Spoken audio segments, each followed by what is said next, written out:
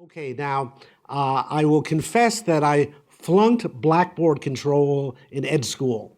So I should have written some names up on the board last time.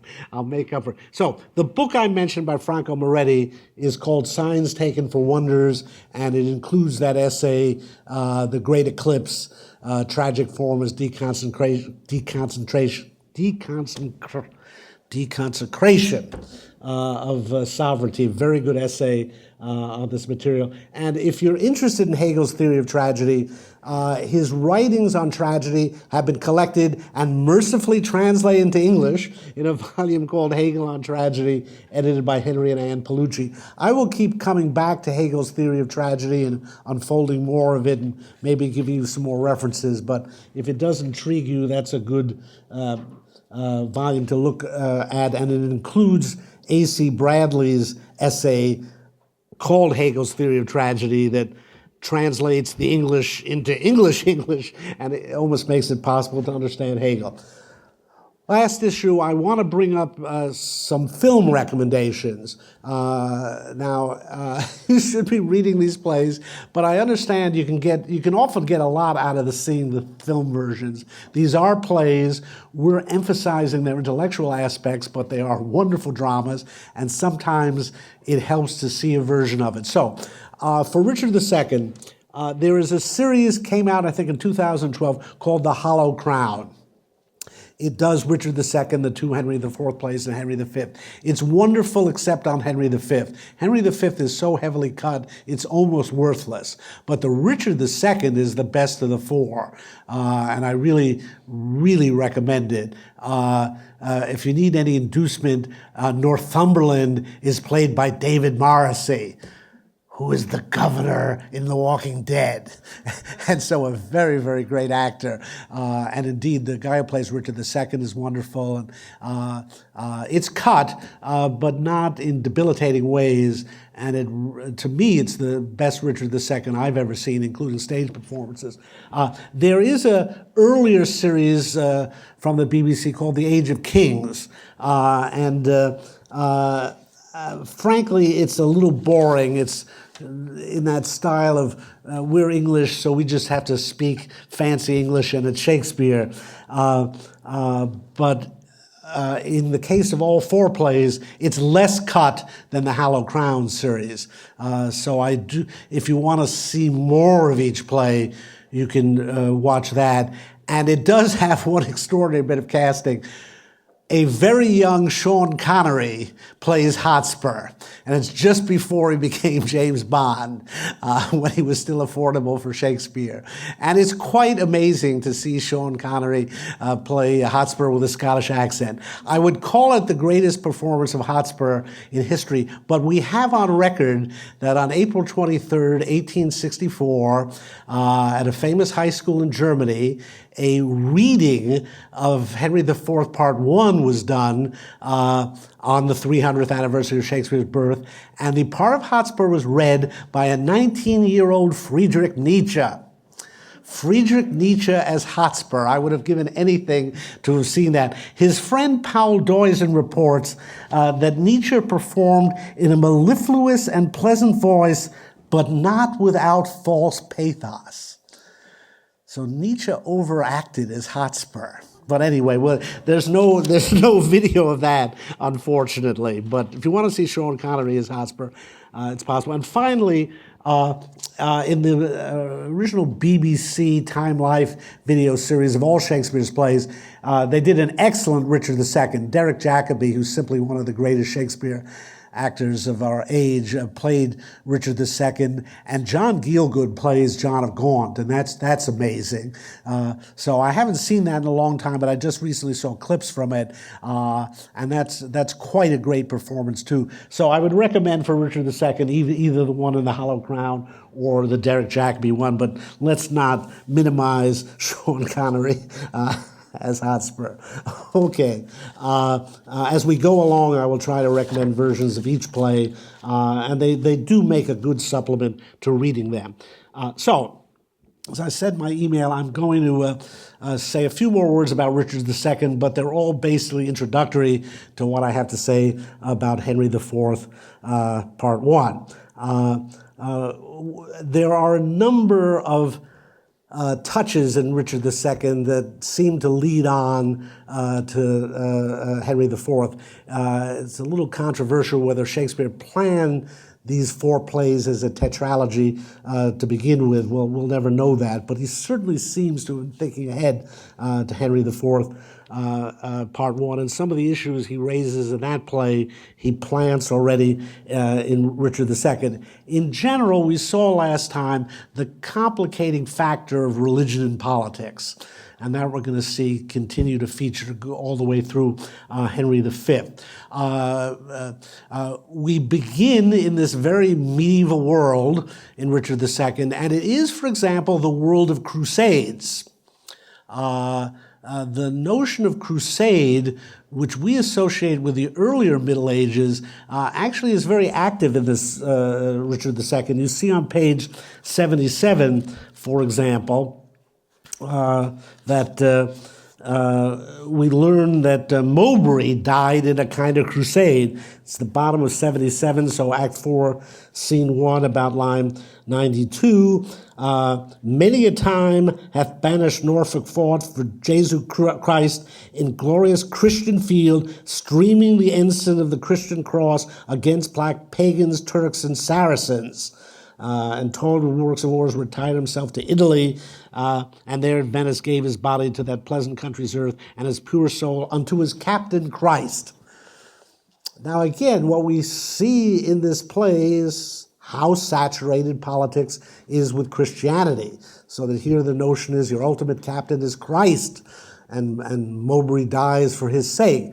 Now this is deeply problematic, as we'll see, and something that the Bolingbroke dynasty tries to deal with, or at least moderate. And an interesting little hint of that is on page 52 in Richard II. This is the beginning of Act 3. So Act 3, Scene 1, the very opening lines, Bolingbroke's about to execute Bushy and Green, but he says, bring forth these men, Bushy and Green, I will not vex your souls, since presently your souls must part your bodies. That's a pretty snide thing to be saying to them at this point, somewhat sarcastic. But notice, I will not vex your souls. Going to watch that become part of Henry IV and Henry V in their policies. Medieval politics has been vexing souls a lot. It's very much concerned with the soul. I don't want to sit here and read them all, but there's many, many references to the soul in this play, much more so than the others. And the idea is that the notion in the Middle Ages is politics is fundamentally concerned with your soul. That creates a lot of problems. It raises some very complicated issues if your king gets involved with your soul as well. And here, Bolingbroke proposes introducing a kind of body-soul distinction into politics, which would roughly correspond to our idea of the separation of religion and politics. Again, we're going to see that develop in these plays. And his notion that maybe you could have a politics that wouldn't vex the soul anymore, maybe that politics would be easier. We'll see how Bolingbroke and his son pursue that. Nevertheless, one of the problems Bolingbroke creates for himself is what Moretti calls deconsecration of sovereignty. He has stripped a great deal of the aura that surrounds the kingship by, in effect, calling Richard's bluff. Richard gets up there and asserts the divine right of kings, that God will support him, and push comes to shove, and God does not show up. And Bolingbroke triumphs over the anointed king. That's all very well for Bolingbroke at the moment, but what's going to happen to him now? And so one thing to see again already in this play is that Bolingbroke, one of Bolingbroke's tasks will be a kind of reconsecration of kingship. That having stripped the kingship of its religious aura, he's going to have to try to restore part of its force, so that at the end of the play, he's thinking of his own crusade. This is on page 109.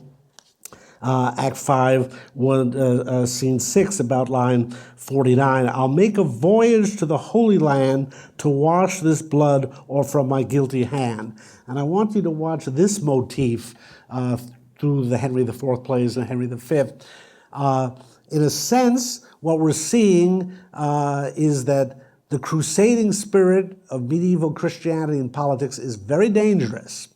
It's very disruptive to politics, but it's tough to do without it. And we'll watch how Henry IV, Henry V try to restore the prestige of the crusade for the Lancaster dynasty, as they're known, but in a way that won't mark a full return to medieval kingship. Again, these plays chart the movement away from medieval to a more modern form of kingship, and yet the issue is, can we afford to lose everything that the medieval kings had? Now, I used to think of this for years as sort of bizarre that Shakespeare is talking about the Crusades and Henry IV. Shakespeare knows history so much better than I do. In 2013, I went to a conference in Bodrum, Turkey. The former Halicarnassus, for you fans of the ancient world. It's where the ruins of King Marcellus's mausoleum are. And there's a gigantic Crusader palace in Bodrum. It's the Palace of St. Peter. It was built by the Knights of St. John. I believe it's the largest surviving Crusader palace in the Mediterranean. And you hike around it, and it has a French tower, an Italian tower, and it has an English tower. And as you enter the English tower, Bodrum, Turkey, you see the arms of King Henry IV. He had that tower built. He never got there. You see, he was planning on getting there. But I was amazed to discover that King Henry IV had contributed to the building of a Crusader palace. Now, this is late Crusade. This is post-Crusade. This is after the Crusades had failed, but not after people in Europe had given up the hopes of yet again reconquering the Holy Land. And it's amazing. You go into the English Tower. They've got these banners from Henry IV. If you just Google Bodrum Castle, and go to the Wikipedia article, they have some nice pictures of the coat of arms of Henry IV and of the interior of the English Tower. So this is real. Real history. Henry IV was actually interested in crusading. I just mention that because wherever I check out Shakespeare, he turns out to be much more knowledgeable than I am. Because you see, the problem here is the shaking up of a whole order of legitimate succession. The entire monarchy rests on the idea of legitimate succession. We see the problem of it, that it doesn't always yield a good king. But if you take arms against that king and depose him, you've weakened the whole social fabric. Now, Richard II begins it. This is on page 34. So Act 2, Scene 1. This is what York says to him to try to stop him from preventing Bolingbroke from becoming the next Duke of Lancaster. This is Act 2, Scene 1, line 195. Take Hereford's rights away, and take from time his charters and his customary rights. Let not tomorrow that ensue today be not thyself. For how art thou a king, but by fair sequence and succession? Richard should have taken this to heart. He said, if you challenge the principle of succession, that the son of the Duke of Lancaster becomes the Duke of Lancaster, how do you claim your own right to the throne? Now, for God, God forbid I say true, if you do wrongfully seize Hereford's rights, call in the letters patents that he hath by his attorneys general to sue his livery and deny his offered homage, you pluck 1,000 dangers on your head, you lose 1,000 well-disposed hearts, and prick my tender patience to those thoughts which honor and allegiance cannot think. Now, this problem we see comes back to haunt Richard, but it's there for Hereford as well now for Bolingbroke, that he too has challenged the power of succession, and he's going to have to live with it. We see it concretely in the play on page 89. This is Act 5, Scene 1, line 55, when Richard addresses Northumberland. And remember, if this is the Hollow Crown version, he's addressing the Walking Dead's governor here, so it's quite a scene. Morrissey is just wonderful.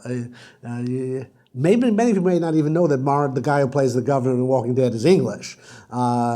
He studied Bill Clinton to get the accent right, he's explained. But anyway, here Richard very accurately predicts what goes on to happen in Henry IV.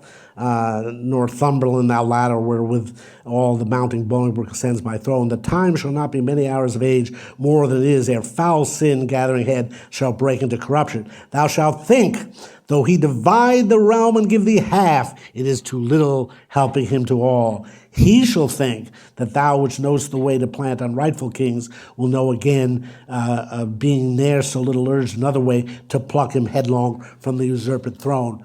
So the usurping king becomes peculiarly liable to new usurpers and will now have an insecure rule because he's undermined the principle of succession on which monarchy normally rests here. And if you've started Henry IV, Part 1, you've seen this already.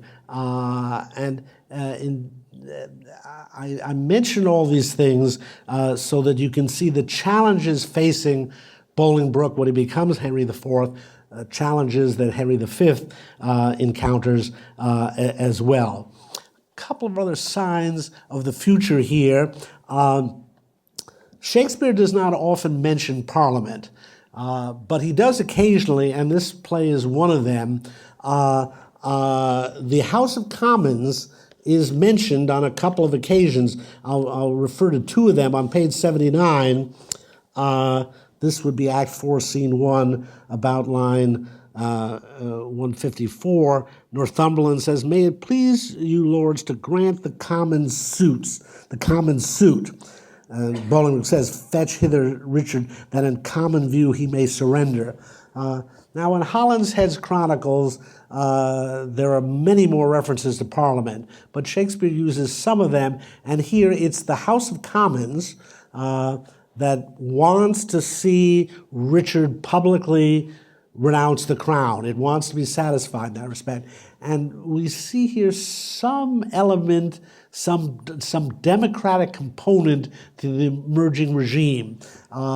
This is not that the House of Commons is going to be the governing body in England as it is now, but it is showing its importance. And if you look on page 83, Northumberland again, the bottom of 83, so Act 4, Scene 1, about line 270, Bolingbroke says, "Urge it no more, my lord Northumberland." And Northumberland says the Commons will not then be satisfied.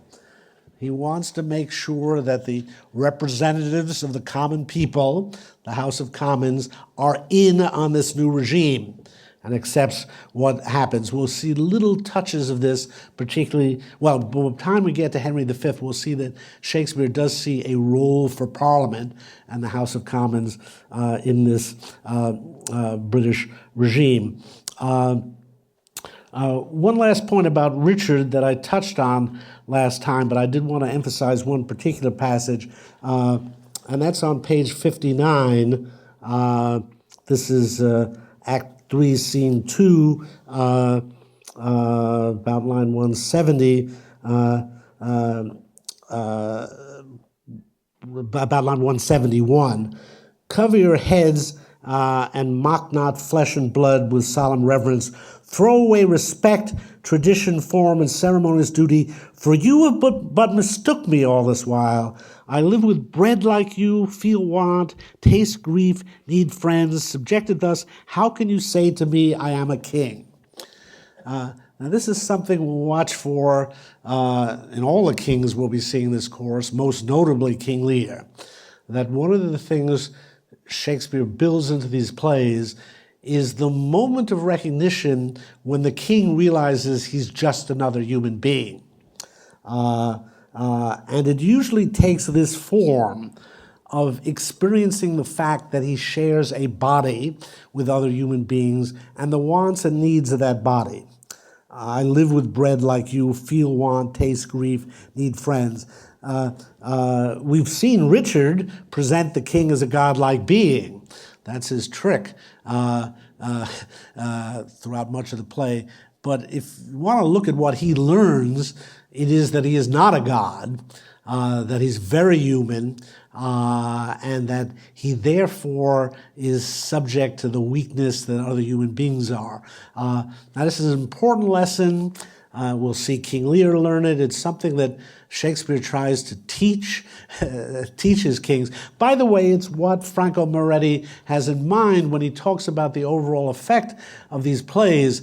Again, in some ways, it doesn't matter so much what they particularly say about kingship as what they show.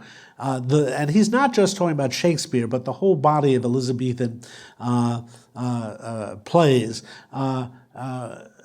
which had a peculiar propensity to strip kings naked on the stage. And it is a kind of emperor's new clothes moment. And again, in a world where the common people almost never saw royalty, and when they did, it was not naked.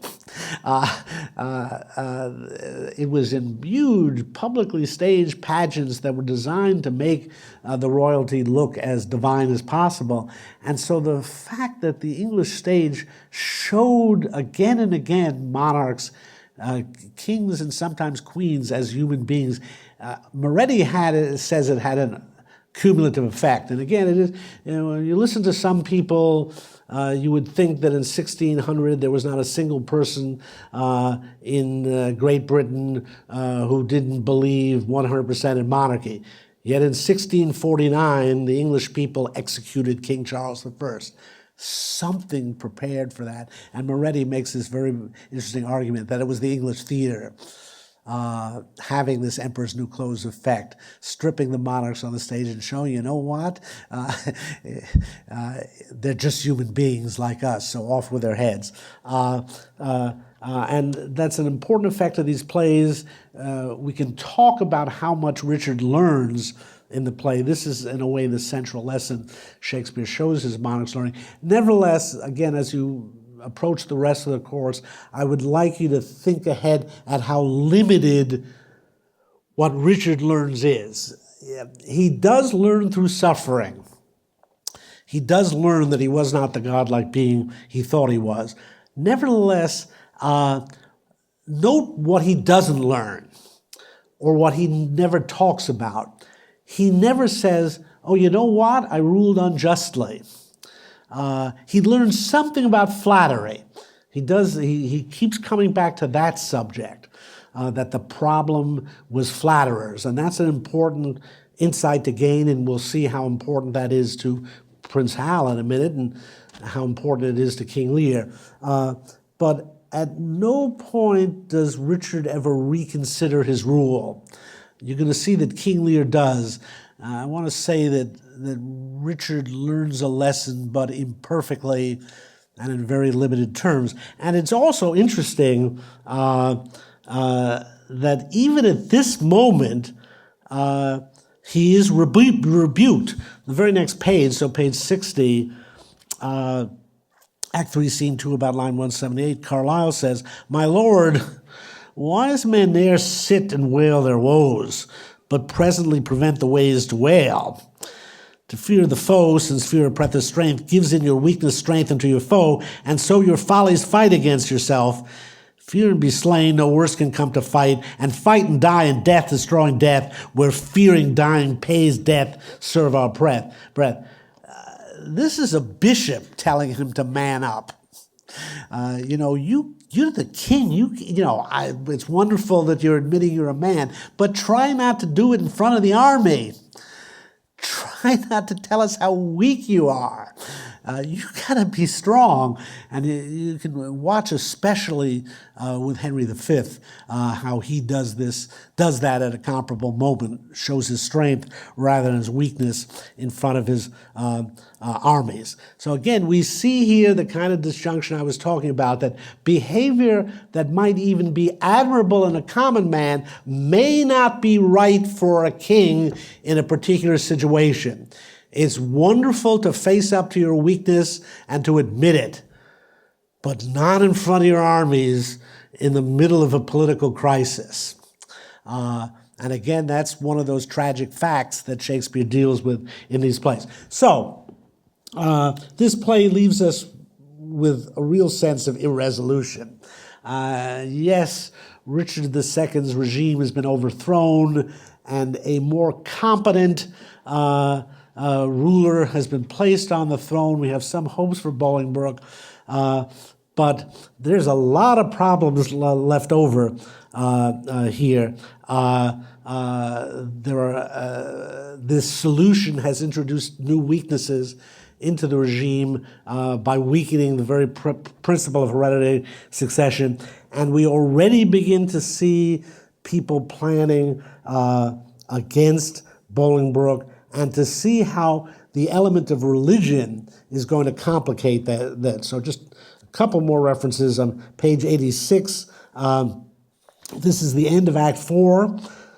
So Act 4, Scene 1, line 325, when the abbot says, "My lord, before I freely speak my mind herein, you shall not only take the sacrament to bury mine intents, but also to effect what I shall happen to devise." Here are men planning now to overthrow Bolingbroke. One of them's a clergyman, and what does he do? He makes his co-conspirators take the sacrament, this holy Catholic rite, not just never to reveal what he's going to tell them, but without knowing ahead of time to take the sacrament to do what he's going to tell them to do. This is that very dangerous element that religion can introduce into politics. This isn't just going to be political. It will become a religious duty to overthrow Bolingbroke. What we're going to see happening with, what I'm calling the Lancaster dynasty, Henry IV and Henry V, is the beginnings of the separation of church and state as we understand today. It's a principle we understand very well in the United States. These plays are very good for showing us what the original basis of that was, why it was dangerous not to separate church and state. And again, you see it on page 95 here. So Act 5, Scene 2, about line 97, York reports, "A dozen of them here have ta'en the sacrament and interchangeably set down their hands to kill the king at Oxford." They haven't just reached a political decision to kill the king, but they've made it a religious matter. That's going to make them much more fanatical. We understand today how the mixture of religion and politics is very volatile. It introduces an element of fanaticism that can produce in our world terrorism, for example. And it's very frightening. And Shakespeare is very aware of that. And he understood that one of the great principles of Henry VIII and the Tudor dynasty was to try to tamp down the dynamite effects of religion and politics, and we'll talk about that more when we get to Henry V. So, a lot of problems in this world. This play concludes, but it doesn't conclude with a sense that everything is rosy, and in particular, there's the problem of the succession. Bolingbroke has seized the throne, and what's the problem? His kid. Page 96. And again, this shows you that Shakespeare probably was thinking ahead to Henry IV. So this is Act 5, Scene 3. Bolingbroke says, "Can no man tell me of my unthrifty son? 'Tis full 3 months that I did see him last. If any plague hang over us, 'tis he. I would to God, my lords, he might be found. Inquire at London, amongst the taverns there. Pretty ominous. Where do you find the kid? In a bar. For there they say he daily doth frequent with unrestrained loose companions, even such they say as stand in narrow lanes and beat our watch and rob our passengers, while he, young wanton and effeminate boy, takes on the point of honor to support so dissolute a crew. This is a legend that had developed about the real Prince Hal. We'll talk about that. But here you see the problem again. Oh yeah, we got a good king on the throne. Henry IV, he's efficient, he's just, he's a good warrior. But look at it again, we got a lousy son, a spoiled child. He could be worse than Richard II. And what does Percy say? His answer was, they've invited the prince to the tournament at Oxford. His answer was, he would unto the stews, the whorehouses, and from the commonest creature pluck a glove, and wear as a favor, and with that he would unhorse the lustiest challenger. Now this is pretty ominous again. The king is, the next king, the would-be king, is hanging out in the whorehouses of London. But let me end the play for us on a happy note. This shows something unusual about Hal, and maybe what the hope is going to be. Bolingbroke's going to make a good, efficient king. He's such a prosaic character. He hates poetry. But we've already seen one problem he's going to have is he's lost the poetry of kingship. Richard was not such a great battlefield warrior, and he didn't handle the tax situation very well, but he really knew the poetry of kingship. And this Hal sounds pretty theatrical. He knows how to stage something. He'll show up at the tournament wearing the colors, the favor of some prostitute. That'll make a big impression. It still seems a bit ominous here, and yet I'm knowing what's coming here, I'm going to say what's promised here, what's an embryo, is that Hal is going to be able to combine the high and the low. He's going to recapture the marvelous theatricality and poetry of Richard's regime, but combine it with the practicality and rationality and the awareness of low things that his conniving father Bolingbroke had. So I think Shakespeare is setting this up ready, and I want you to think about this as you read the rest of the plays in this tetralogy, that's what Shakespeare's looking for. He creates a very fundamental disjunction between Richard II and Bolingbroke, the king of poetry and the king of prose and so. Hal is going to somehow combine that, and that's going to make him the greatest king Shakespeare ever portrays. Okay, so again, I kind of wraps up Richard II, and now let me take us into Henry IV.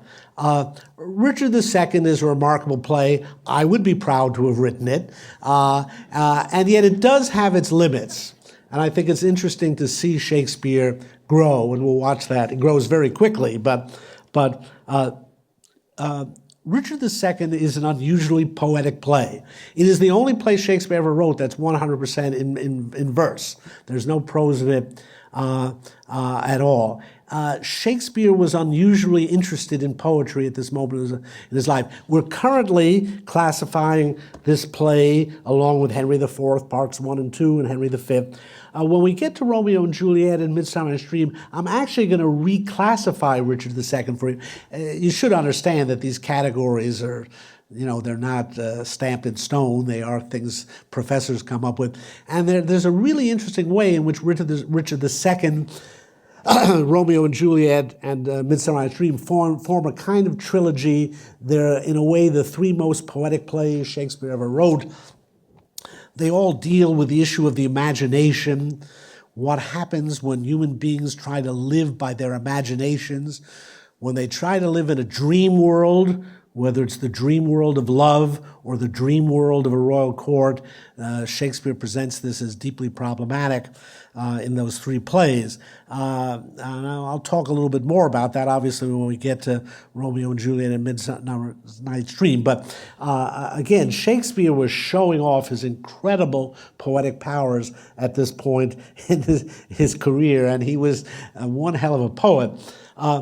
Nevertheless, it makes the play somewhat limited by comparison with his later works. I hate to criticize anything Shakespeare wrote, but this play is, we might say, monochromatic by comparison with other plays by Shakespeare, monotonic. It's so unrelievedly poetic. Within 2 or 3 years, if Shakespeare had had those gardeners come out, they would have spoken in prose and they would have been funny. In this play, they come out and they're speaking in iambic pentameter and they're very, very serious. And it's a wonderful scene and profound and all that. But it's amazing how quickly Shakespeare expands his art to understand there are more dimensions to human life that I'm shown in this Richard play. This Richard play is so much in the world of kingship and the royal people and the nobles that we really don't get a glimpse of the common people. And again, when they show up in that gardening scene, they're speaking as if they're just part of the royal court themselves. And I mention this to highlight the extraordinary achievement of the Henry IV plays, and especially Henry IV Part 1. Nothing had ever been written anywhere near like it before, and very little has been written like it since.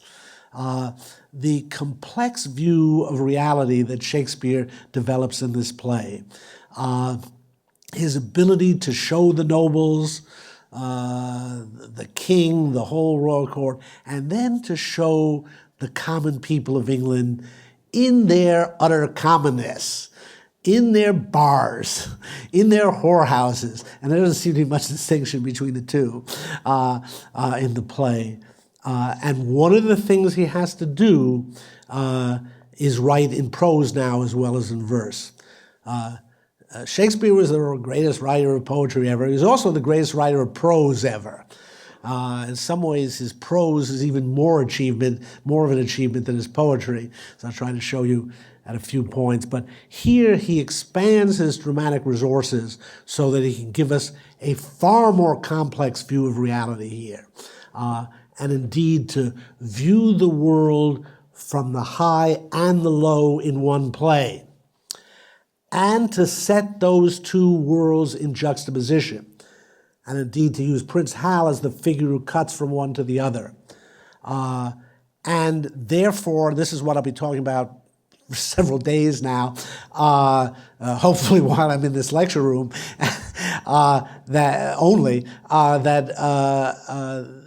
Shakespeare shows us how each world comments on the other, and how the world of the commoners exposes some of the phoniness and pretensions of the world of the nobles, while at the very same time the world of the nobles exposes the genuine shabbiness of the life of the common people. Shakespeare doesn't adopt one point or the other exclusively. That's what makes the play so remarkable. Now, the fundamental story we have here, especially in Henry IV Part 1, is of the education of Prince Hal. This is what Shakespeare understood he had to do. We saw the problem in Richard II is, in a sense, the miseducation of the prince. Richard II we see as a spoiled child. He became king too young. He never developed a kingly nature, surrounded by flatterers. This is a terrible fact Shakespeare uncovers about kingship, kind of occupational hazard of kingship, that the very role of kingship is almost guaranteed to produce bad kings. I mean, just when they need to be told the truth, they get surrounded by flatterers. And so Shakespeare chose this occasion to portray the education of a prince. And he had a convenient situation here. Again, he does not make up all this stuff. It's one reason you might, even if you don't write on the paper topic, read that play in the Henry IV, the Part 1 edition of the famous victories of Henry V. It was the legend about Prince Hal that he'd grown up a truant and a wastrel. That this man, this is told in retrospect, he became maybe the greatest military king in British history, great victory at Agincourt. But as a young man, the legend was he hung around in bars and brothels with the common people, so much so that his father despaired that this guy could function as king. So Shakespeare had that on the plate. He didn't make that up, and he probably couldn't have gotten away with making up the idea that a great king of England began his life in a London brothel. But having had the idea placed before him, Shakespeare runs with it in an unusual way. And that's what I want to talk about, the whole way that Hal's truancy, his experience in the low life in London is presented in the play. Because in the legends, it's presented as utterly genuine. The kid is a bum. He's a dropout. And then miraculously he reforms to become a good king. And that's indeed the way it had been portrayed in these other stories. Shakespeare decided to make that an act, something that was consciously planned by Prince Hal. And that we see very early in the play, surprisingly early in the play. Indeed, it would be on page 14 of our editions. If I had the right book. Act 1, Scene 2, line 199. We've been plunged into a scene with Hal and his companion Falstaff. A lot of strange things going on. Hal speaking in prose, and then suddenly he starts speaking in blank verse in a soliloquy to us, the audience, and says, so this Act 1, Scene 2, line 199, I know you all, and will a while uphold the unuked humor of your idleness, yet herein will I imitate the sun. As you may remember from Richard II, the sun is completely associated with the king in the English mythology. The king is the sun. Yet herein will I, this is our indication, he's going to be the king. Who doth permit the base contagious clouds to smother up his beauty from the world, that when he please again to be himself, being wanted, he may be more wondered at, by breaking through the foul and ugly mists of vapors that did seem to strangle him. If all the year were playing holidays, to sport would be as tedious as to work. But when they seldom come, they wished for come, and nothing pleaseth but rare accidents. So when this loose behavior I throw off, and pay the debt I never promised, by how much better than my word I am, by so much shall I falsify men's hopes, and like bright metal on a sullen ground, my reformation, glittering o'er my fall, shall show more goodly and attract more eyes than that which hath no fall to set it off. I'll so offend to make offense a skill, redeeming time when men think least I will. So from the beginning we know this is all an act. Hal is not a bum, he's just playing a bum on TV for the reality shows. He knows what he's doing. It's not that he's a drunk, he may like drinking, but he's doing this for its later spectacular effect. He wants people to see it as a miracle when he seemingly reforms and gives up his wasteful ways to become a good king. We see here something about this man that we're going to see again and again. He's very calculating. He's very much in control. He really is his father's son. His father doubts it. His father, wishes that maybe Hotspur was his son and not this guy Hal. There's actually a very interesting touch here. Look at line 205 on page 15. He may be more wondered at. If you'll turn to page 71, later in the play when Bolingbroke is trying to give Hal some instructions, what he says, this is page 71, Act 3, Scene 2, about line 46. He says, by being seldom seen, I could not stir, but like a comet, I was wondered at. Like father, like son. Bolingbroke thinks I have to teach this to the kid. He doesn't understand it. In fact, Hal knows the strategy. He's imbibed it with his mother's milk, I guess.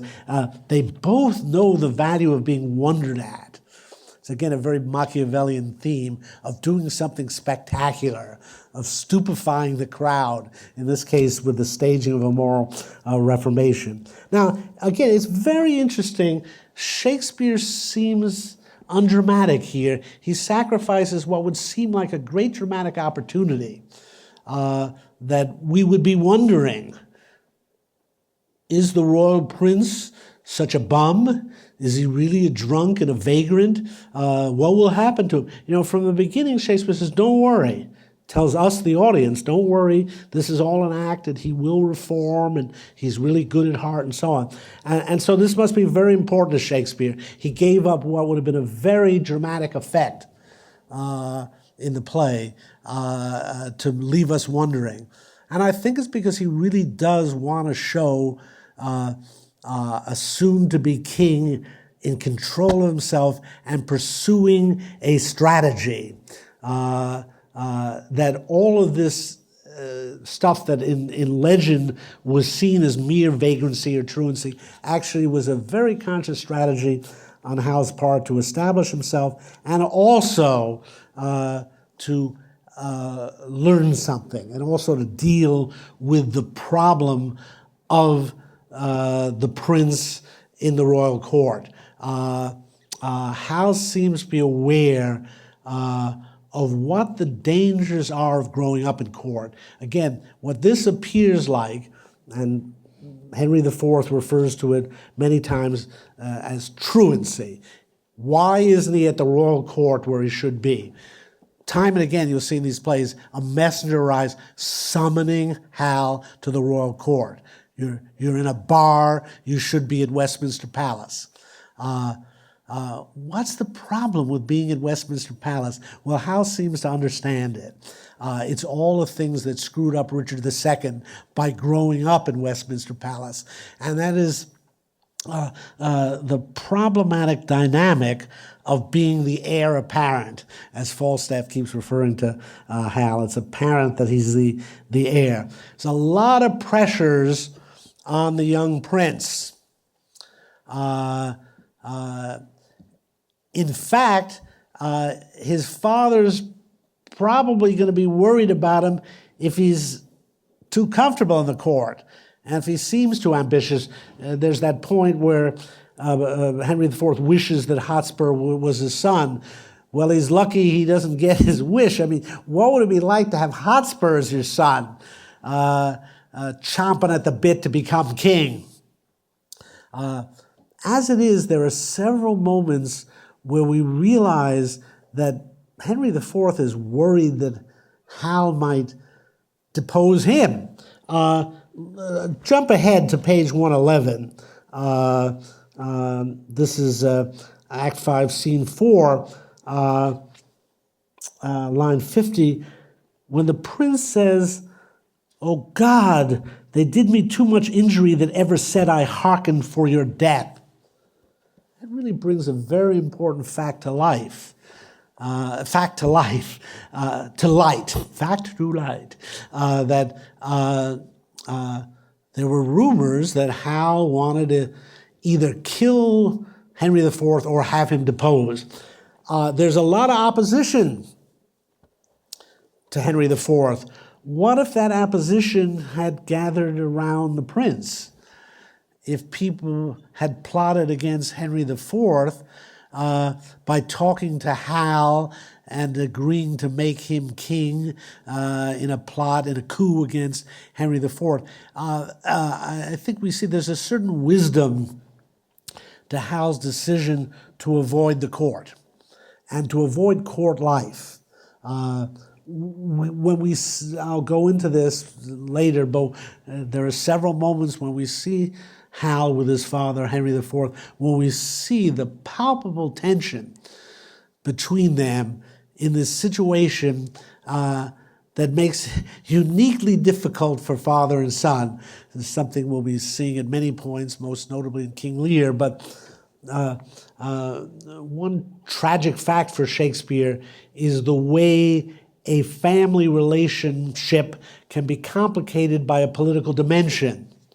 There's a lot of tension between fathers and sons in the world, and Shakespeare builds a lot of drama on that.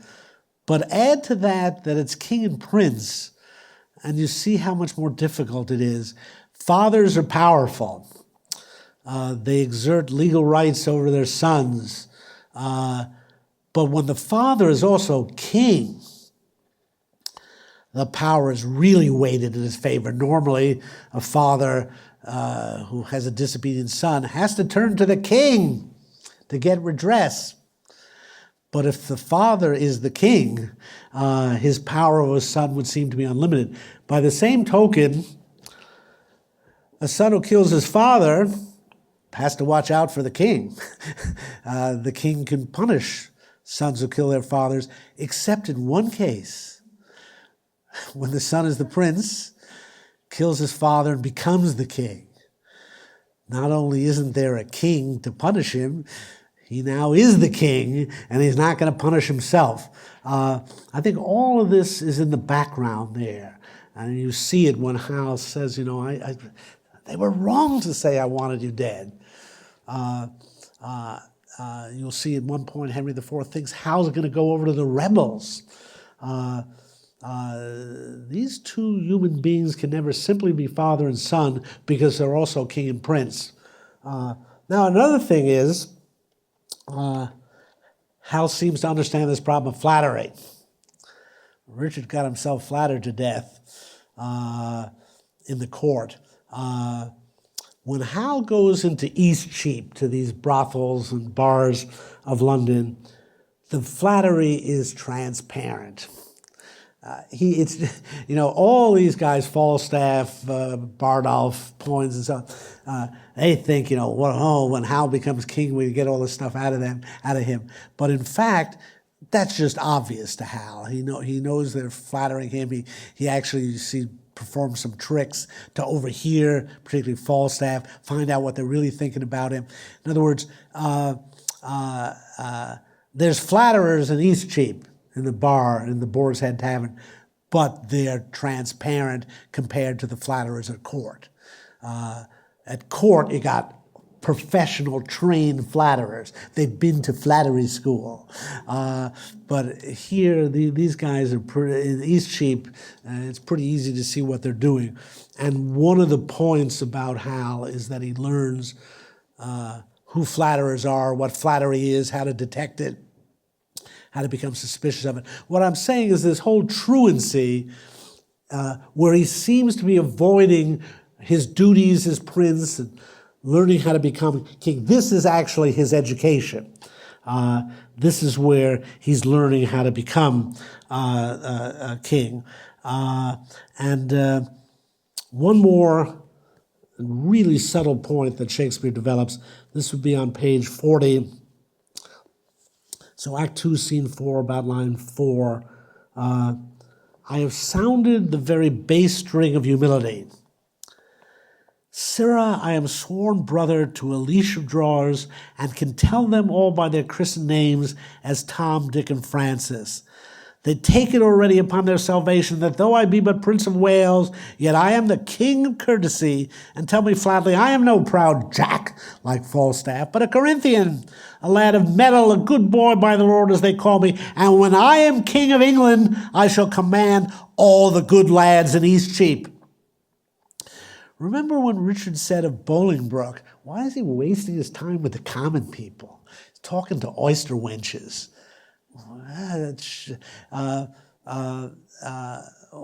This Bolingbroke family seems to understand the importance of popularity. And what we see here is that how one of the things he's doing by avoiding the court is getting to know his people. He understands if you just live in the court, you're surrounded by this world of nobility, of flatterers, of phony people, and you're not going to get in touch with the real people of your kingdom. And this is part of Hal's strategy of his education as a prince, to get out and get to know his people. Now, part of his calculation, when I am king of England, I shall command all the good lads in Eastcheap. That will be a good thing to get the people on his side. When push came to shove, Richard II did not have the people on his side, and that proved fatal to his kingship. But it goes further. This is the passage I love. They call drinking deep dying scarlet. And when you breathe in your watering, they cry hem and bid you play it off. He's learning the slang of the common people in England. He wants to, what do they call drinking deep out in the bars of London? Oh, they call it dying scarlet. And they cry hem when you breathe in your watering. To conclude, I am so good a proficient in 1/4 of an hour that I can drink with any tinker in his own language during my life, I tell thee. It's characteristic of Shakespeare to make this an issue of language. The king is learning the language of the common people. Again, something Richard II would never have deigned to do. It would be beneath him to call drinking deep dying scarlet. Now, Hal genuinely enjoys it, actually, but it's also going to be a key to his kingship, that he's going to know the language of his people. Now, you're going to be seeing Shakespeare makes language deeply thematic in these plays. Here, the issue of the vocabulary in English, but you're going to see that the languages of Welsh, Irish, and French become thematic in these plays. A lot of the political problems of these plays are going to take the form of learning languages, literally learning foreign languages. As we'll see, there's going to be a foreign language lesson in the middle of Henry V. And again, it's not unusual that Shakespeare should have seen this as a problem of language, but it's very interesting that he sees language as a political problem. It's very modern, and again, it shows an awareness we would not expect at this time, but it is there, and it's something we'll keep coming back to. But here's the idea that the king must be in touch with the common experience of his people. Now, there was a wonderful example of this in the Clinton-Bush campaign in 1992 that I always like to refer to. George Bush sensed he didn't quite have the common touch that Bill Clinton had, and that this was hurting him in the race. And so he decided on a photo op.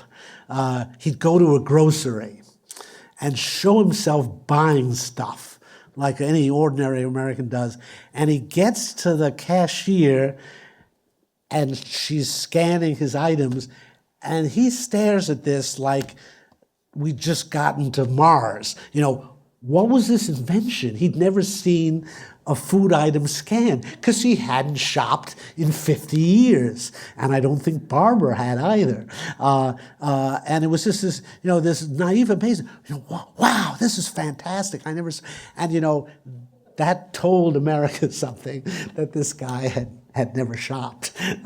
And he was just pretending this was just a photo op. And I think it really hurt him in that campaign. Not that he wasn't going to lose the common touch issue to Bill Clinton. But anyway, Hal makes sure this doesn't happen to him, that he's seen supermarket scanners out there in the taverns of Eastcheap ahead of time.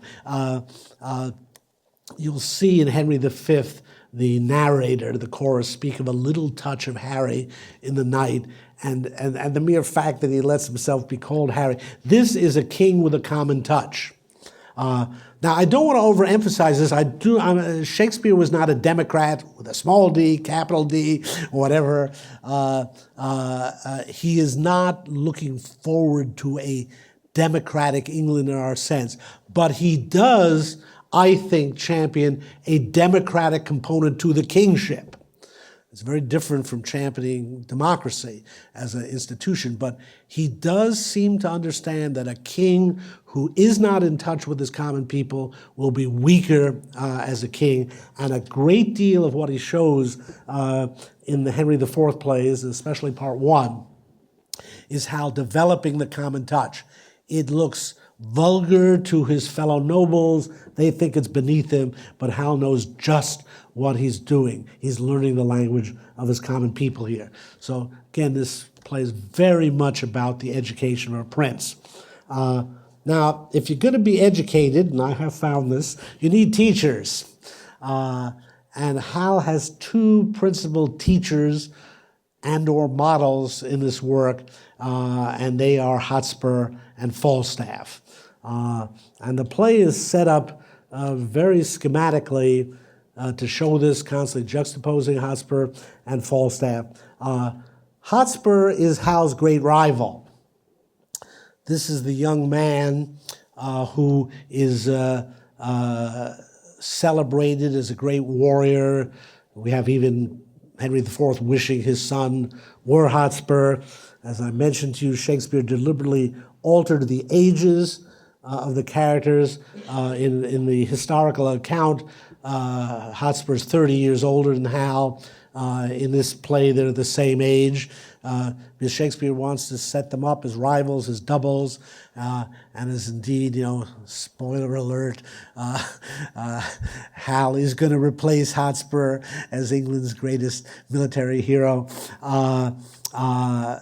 But this is the man that Hal is going to have to equal. He's going to have to absorb the warrior aspects of Hotspur. He's going to have to prove I'm as good a warrior as this Hotspur. His other teacher, maybe less model, is Falstaff.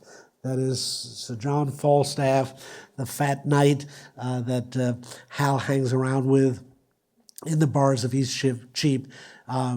Many, many scenes between the two of them, and we will be tracing what exactly it is that Hal learns from Falstaff. But basically, Falstaff is the character who introduces Hal to the realm of the commoners in his kingdom, who introduces Hal to the life of ordinary people, which generally centers around food, drink, and sex.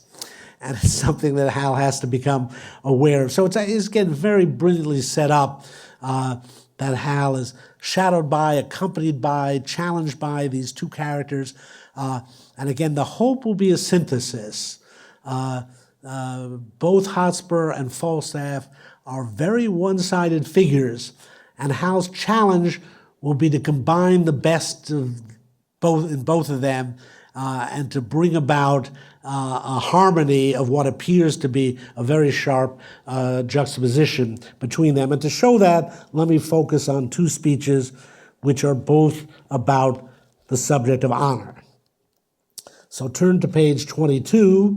This is Act 1, Scene 3. This was a very famous speech of Hotspur's. You asked me, how do I know it was a very famous speech in 1598? It's because a lot of other playwrights started parodying it, quoting it, making fun of it. You can tell how other playwrights reacted. Audiences must have loved this speech. So this is Act 1, Scene 3, line 192. If you fall in, good night, or sink or swim. Send danger from the east and to the west, sow honor across it from the north to south, and let them grapple. Oh, the blood more stirs to rouse a lion than to start a hare. Then skipping Northumberland's lines. And then these are the very famous lines that everyone quoted. By heaven, methinks it were an easy leap to pluck bright honor from the pale-faced moon, or dive into the bottom of the deep, where fathom line could never touch the ground, and pluck up drowned honor by the locks. So he that doth redeem her thence might wear without corrival all her dignities, but out upon this half-faced fellowship. Well, there it is, Hotspur's obsession with honor. It's his driving force, and as we will see, it ultimately drives him to his death. Honor is everything to him, and notice the goal is to wear without corrival all her dignities. He has to be first. He has to be numero uno. He must be the greatest warrior in England. Anything comes up, he's got to be number one. Honor is the sole and all-consuming passion of his life. Now contrast that with Falstaff. This is page 102. So this is Act 5, Scene 1, about line 130. What need I be so forward with him that calls me not on me? Yea, 'tis no matter, honor pricks me on. Yea, but how if honor prick me off when I come on? Honor sounds great, but what if I get killed in pursuing honor? How then can honor set to a leg? No. Or an arm? No. Or take away the grief of a wound? No. Honor hath no skill in surgery then? No. What is honor? A word. What is in that word honor? What is that honor? A trim reckoning. Who hath it? He that died a Wednesday. Doth he feel it? No. Doth he hear it? No. 'Tis insensible then, yea, to the dead. But will it not live with the living? No. Why? Detraction will not suffer it. Therefore I'll none of it. Honor is a mere scutcheon, and so ends my catechism. Now, if you just juxtapose these two passages, you'll understand this whole play and what's going on in it. These are two radically opposed views of honor. One is the viewpoint of Hotspur the warrior, the noble warrior, and that is honor is the most important thing in life, and you should be willing to die for it. You should be glad to die for it. Nothing's more important than honor. The other view of Falstaff's is the exact opposite, that honor's worthless. It's a mere word. It ain't worth dying for. Whatever else you might say about it, it's not worth dying for. Now notice, Hotspur speaks in iambic pentameter, in verse. Falstaff speaks in prose. You actually see here how Shakespeare's operating on the micro level, using all his resources as an author. He knows how to differentiate these two guys. Back in Richard II, we might have had Falstaff speaking in verse here too, but no, Shakespeare knows now. The spokesman for the common people has to speak in prose. The spokesman for the nobility must speak in poetry.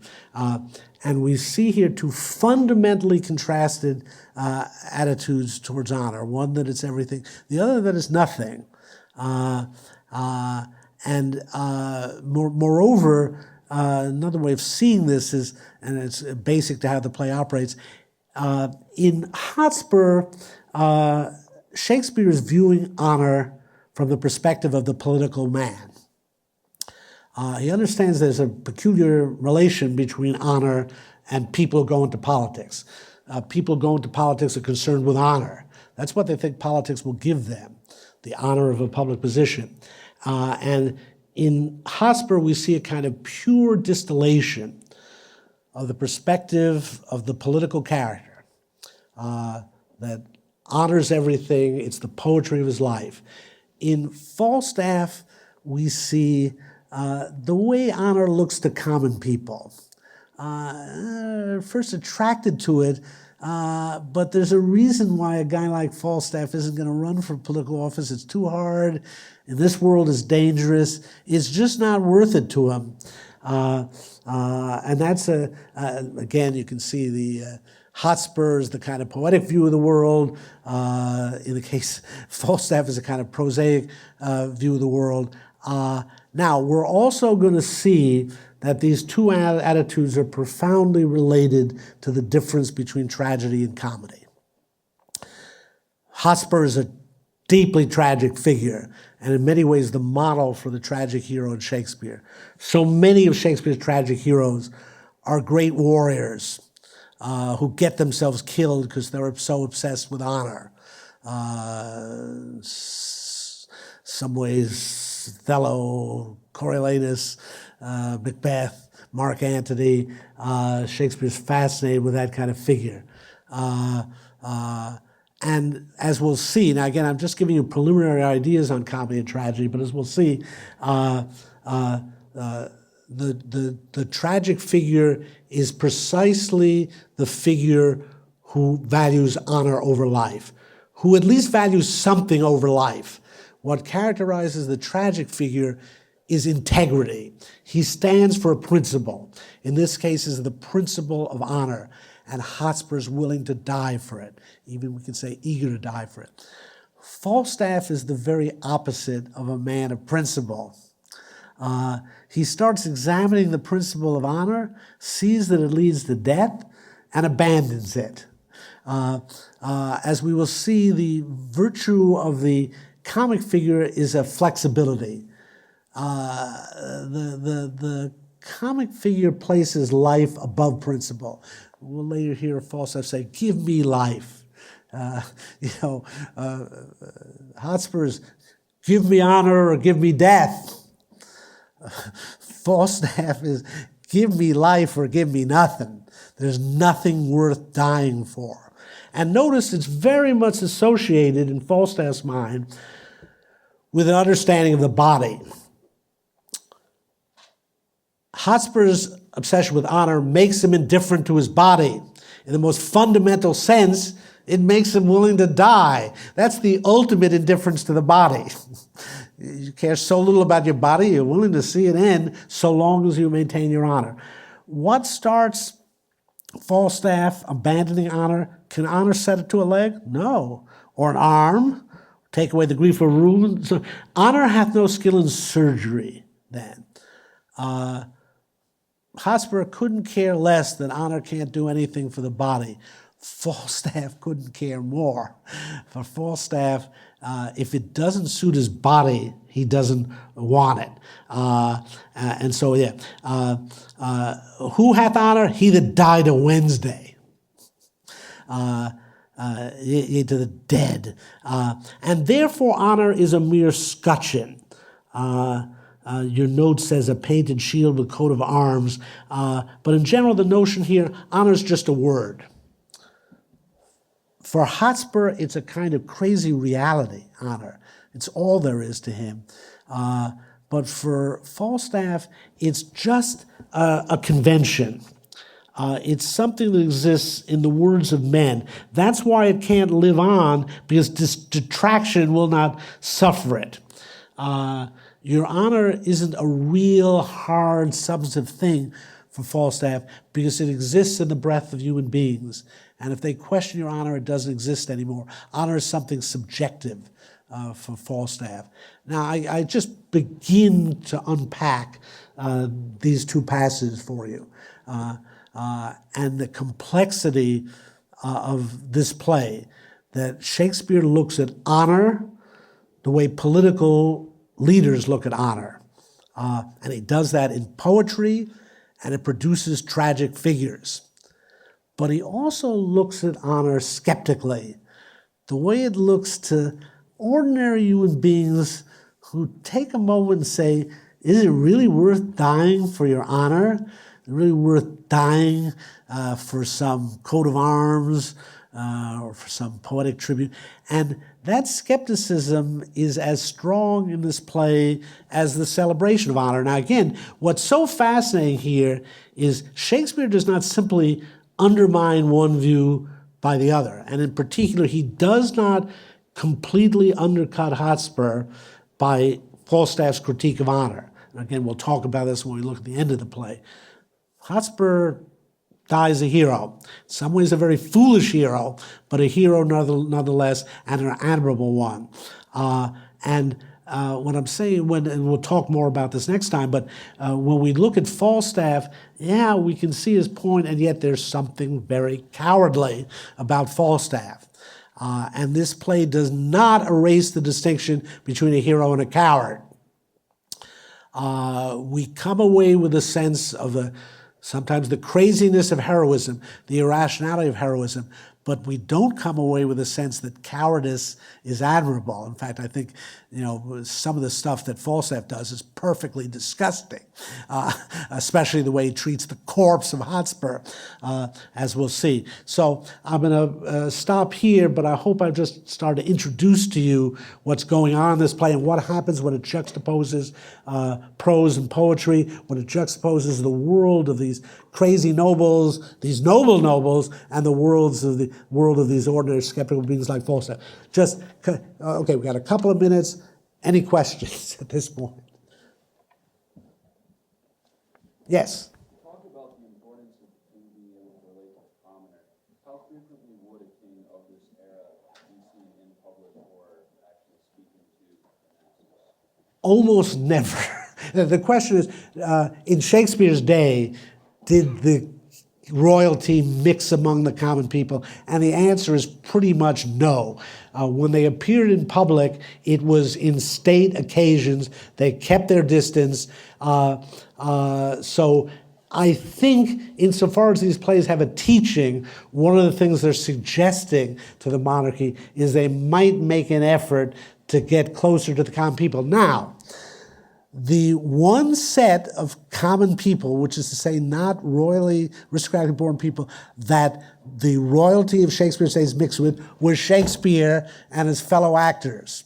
That is what's amazing about this time, that the actors were very close to the court. Shakespeare's theater company was originally the Lord Chamberlain's men, sponsored by a very prominent aristocrat.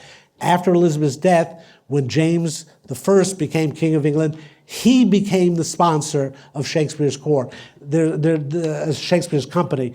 There is no evidence to this, but there's no evidence. I suspect that Shakespeare spoke to Queen Elizabeth on occasions. He certainly spoke to the Earl of Southampton, I'm guessing spoke to the Earl of Essex, and so on. It is, I don't want to exaggerate this too much, but one of the points at which the royalty and the aristocrats interacted with people who weren't royalty and aristocrats was in the theater people, because they performed at court. They were called in for state occasions. If the ambassador from Venice was there, they would have Shakespeare's company stage a play. So again, I don't want, for example, I'm sure the king spoke to his tailor. And it is one of the jokes that Henry VIII did things like to appoint his tailors to royal.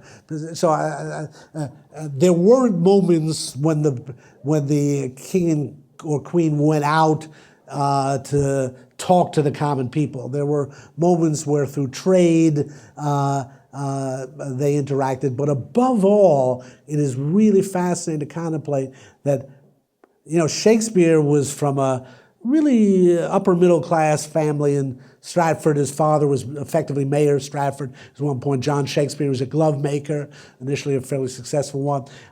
But he would have moved in aristocratic circles. Probably one of the reasons he was attracted to the theater.